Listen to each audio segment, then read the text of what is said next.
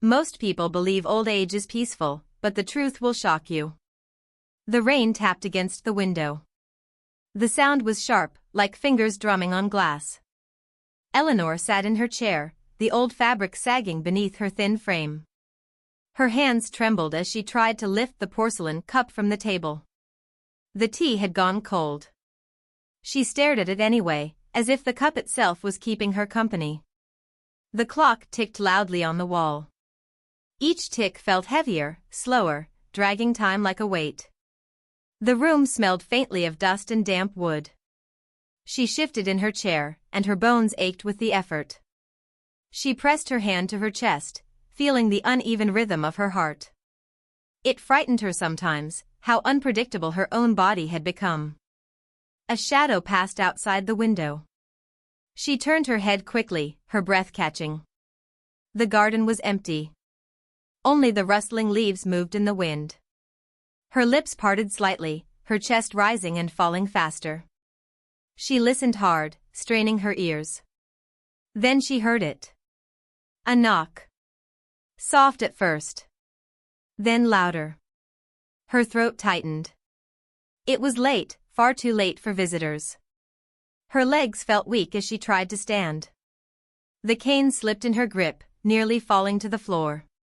She forced herself forward, each step slow, dragging, heavy. The knocking continued, steady and unrelenting. Her breath came in shallow gasps. She reached the door. Her hand hovered over the latch, trembling. A voice spoke from the other side. It was low, muffled, but clear enough to freeze her blood. Eleanor, open the door. Her knees buckled, and she gripped the handle to stay upright. The voice was familiar. It was a voice she had not heard in 20 years. A voice that belonged to someone who had been buried long ago. Her mouth went dry. Her heart pounded so hard she thought it might break through her ribs. She whispered to herself, shaking her head. No. No, it cannot be. The voice called again, this time sharper. Eleanor. I said open the door. Her vision blurred with tears as she stared at the wood grain of the door. The air in the hallway felt colder now, sinking into her skin. Her hand shook violently as the latch rattled beneath her grip. The knocking turned into pounding. The walls seemed to vibrate with each strike. Her mind raced back to that night, the night she had tried so hard to forget. The night that left her alone in this house. The night of the accident. The night when his body was lowered into the ground. Yet here was his voice, strong, insistent, demanding. She pressed her back to the wall, her eyes wide. The pounding stopped. Silence filled the hallway, heavier than any sound. She tried to breathe, but her chest felt locked, frozen. Then, slowly, she heard it again. Not knocking this time. Scraping. The unmistakable scrape of nails against wood. Her entire body shook as the sound dragged down the length of the door. Her lips parted, but no sound came out. She could only stand there, trapped between memory and terror. And the voice whispered once more. Closer this time. Right against the crack of the door. Eleanor, let me in. The scraping dragged down the door again. Eleanor clutched her chest, her fingernails digging into her nightgown. Her legs shook so violently she thought she might collapse. The silence that followed was worse than the sound. It was deep, pressing, as if the entire house was holding its breath. Her heart thudded in her ears, each beat like a hammer. The hallway felt darker, as if the very light had drained from the walls. She glanced at the window across the room. The rain streaked down the glass in thin lines, bending the dim glow of the street lamp outside. But there was no one in the garden. Only shadows that seemed to shift when she stared too long. She turned back to the door. Her breath caught in her throat. The latch moved on its own. It rattled once, twice, shaking violently as if pulled from the other side. Her cane slipped from her grasp and fell with a dull thud. She stumbled backward, her back striking the wall, her nails scraping against the peeling wallpaper. The latch stilled. The silence returned. But she knew it was not gone. She could feel the presence pressing through the wood, like heat seeping through a wall. She whispered to herself. Her own voice trembled. You are not real. You are not real. But the words gave no comfort. Her memory betrayed her. She saw his face. The lines around his mouth, the way his eyes narrowed when he was angry. The way his voice once filled the kitchen when he demanded she listen. And the way it had filled the car that night. Her body shook as the memory tore back through her. The headlights. The rain. His hand gripping the wheel too tight. The crash. The scream. Then silence. A silence that lasted 20 years. Until tonight. Her lips quivered. She wanted to scream, but fear held her throat closed. The floorboards creaked. She froze. Not outside. Inside. From the far corner of the hallway. The sound was faint, cautious, like careful footsteps. Her eyes darted to the shadows near the stairs. The dark there seemed thicker, heavier, swallowing everything. Her skin prickled as the sound grew closer. Step by step. Slow. Deliberate. Her breath came in short gasps. Her hands clawed at the wall behind her, desperate for escape. The air carried a faint smell now. Damp earth. The scent of a grave after rain. Her knees buckled, and she slid down against the wall, her body collapsing onto the wooden floor. Her ears strained for the sound. But it stopped. The silence grew again, so complete she could hear the faint ringing inside her own head. Then she heard the whisper. Close. Right beside her ear. Eleanor. Her entire body jolted.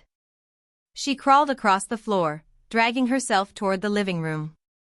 Her hands scraped against splinters in the floorboards, cutting her skin, leaving faint trails of blood. She reached the arm of the sofa and pulled herself upright. Her chest heaved as she gasped for air. The lamp beside the sofa flickered, then dimmed. The room fell into a gray half-light. The walls looked wrong now, bending inward, as if the house itself was closing in on her. She tried to speak, to pray, to beg, but her voice came out as a broken croak. The mirror above the mantel caught her eye. She froze. In its reflection, she did not see herself alone. Behind her stood a figure. Tall. Broad shoulders. A face pale, water dripping from his hair as though he had come in from the storm. Her breath hitched. Her heart slammed against her ribs. She turned, but there was nothing there. Only the empty space of the room. Her chest burned with each ragged breath. The mirror flickered again. This time, the figure was closer. His eyes locked on hers through the glass. Unblinking. Accusing. She clutched at the table for balance, her fingernails rattling against the lamp's base. The figure in the mirror opened his mouth. No sound came out, but she read the words on his lips. You left me. Her head shook violently, tears streaking down her face. No. It was not my fault. It was not my fault. The figure's lips curved into a thin smile. The kind he had given her once before, when he knew she was lying. Her stomach twisted. Her body shook with sobs she could not control. The mirror cracked. A thin line, sharp and jagged, cut through the reflection. The sound echoed through the room like a gunshot. The figure did not vanish. He leaned forward instead, his face pressing closer, distorted by the crack in the glass. She could see every detail of his eyes now. Pale. Unforgiving. Her hands clutched her chest again as pain tore through her ribs. Her breath came in sharp, uneven gasps. The smell of earth grew stronger, filling her nostrils until she gagged. Her vision blurred at the edges, the room spinning. The crack in the mirror spread wider, spider-webbing across the glass. His hand pressed against the other side. The glass bulged outward, as if it could not contain him. She stumbled backward, her heel catching the rug. Her body crashed against the chair, sending it toppling over. The sound thundered through the silence. She looked up again. The mirror shattered. A spray of glass rained across the room, glittering like ice. And he stepped through. He stepped through the broken mirror. Shards clung to his clothes, glimmering like jagged stars. His shoes dragged across the wooden floor, leaving wet prints that seeped into the boards. Eleanor's breath stuttered, her throat dry as paper. Her eyes darted around the room, searching for an escape, but every corner seemed darker than before. He stood still for a moment. Water dripped from his sleeves, from his hands, forming small pools that spread toward her feet. The smell of damp earth was overwhelming now, as if he had clawed his way out of the ground. Her voice broke free at last, ragged and cracked. "Why are you here?" He tilted his head, just slightly, the way he used to when her questions amused him. But there was no warmth in it. Only cruelty. "You left me." The words rolled out, heavy, vibrating through the air. Her stomach twisted. She pressed her back harder against the overturned chair, as if wood and fabric could protect her. "No. I stayed. I stayed until the end." Her words were desperate, but they sounded weak even to her own ears. He took one step forward. The boards groaned beneath him.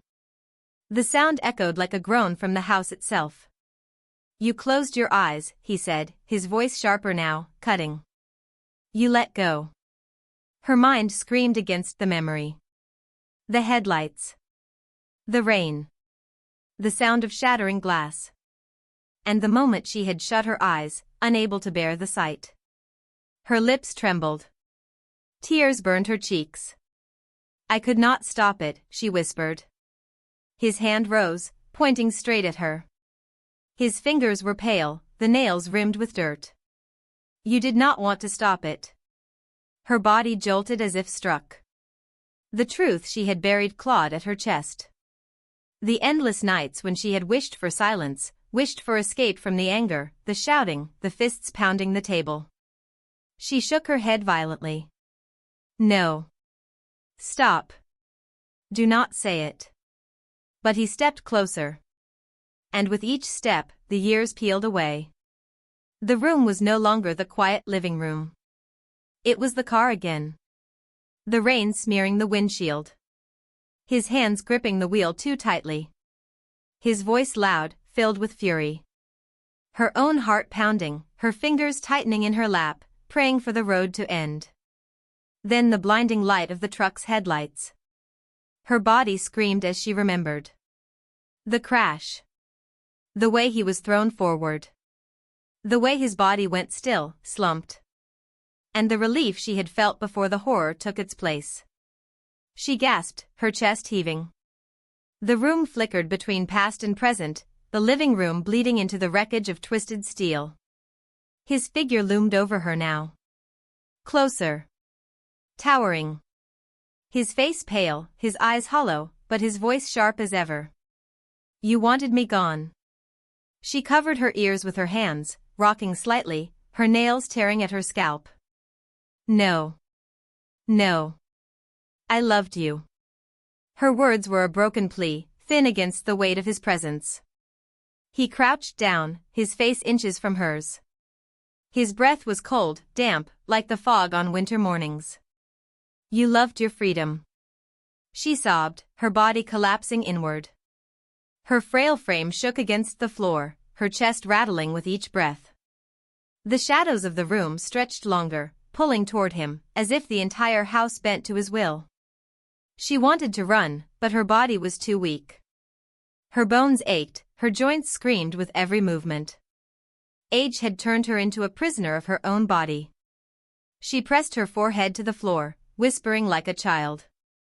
"Please. Leave me." The silence returned. She dared to lift her eyes. He was gone. The room was still, the mirror shattered, but empty. Her breath rasped, rough, broken. She struggled to her knees, gripping the sofa for support. Her hands bled from the glass, streaking red against the fabric. Her eyes darted to the hallway. Darkness lingered there, heavy, alive. Then, a sound. Not his voice. Not the pounding. Something worse. A faint, steady ticking. The clock. The old clock on the wall. It ticked louder now, too loud, as if time itself mocked her. Her body trembled with the weight of it. Every tick was another second gone. Another reminder that her body was failing, her mind unraveling. Her chest burned with a deep ache that would not stop. She clutched it, her fingers pressing hard, but the pain spread like fire. Her breath hitched. The room tilted. The shadows lengthened. And from the broken mirror, his voice came one last time. Soft. Almost gentle. Eleanor, you cannot escape. Her scream tore through the silence, but it was swallowed by the walls. The house held it, muffled it, as if no one outside would ever hear. And in that moment, she knew. Life after 80 was not only about loneliness. It was about being trapped in a body that no longer obeyed. It was about memories that became monsters. It was about guilt that refused to die. Her tears blurred the world. Her chest clenched with unbearable weight. Her voice cracked as she whispered to the empty room. Do not take me yet. Please. Not yet. But the clock ticked on. Steady. Cold. Uncaring. She collapsed onto the floor, the boards groaning beneath her fragile frame. The shadows swirled closer, pressing against her skin, seeping into her lungs. Her body shook once, then stilled. The silence returned, heavy, absolute. The broken mirror reflected only emptiness. The house stood quiet. But the clock kept ticking. Ticking toward the end. Ticking toward the truth that waited for her, whether she opened the door or not. The house was quiet.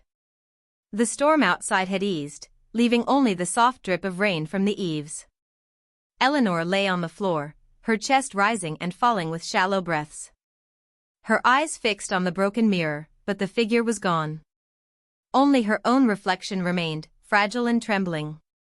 For a long moment, she waited, listening for the voice. But there was nothing. Only silence. Slowly, painfully, she pulled herself into the chair by the window. Her body ached, her hands raw with cuts, but she managed to sit upright. The garden outside glistened with rain, and the street lamp flickered faintly. Her heart still raced, but the terror had shifted into something else. Not the ghost of the past. But the weight of living with it. Her lips moved, barely a whisper. I am still here. The clock ticked steadily behind her. Each tick no longer a threat, but a reminder. Time was not her enemy. Time was what she had left. Life after 80 was harder than she ever imagined. The loneliness. The guilt. The frailty of her body.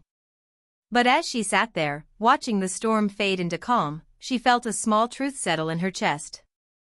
The past could haunt her. The body could betray her. But every breath, no matter how fragile, still belonged to her.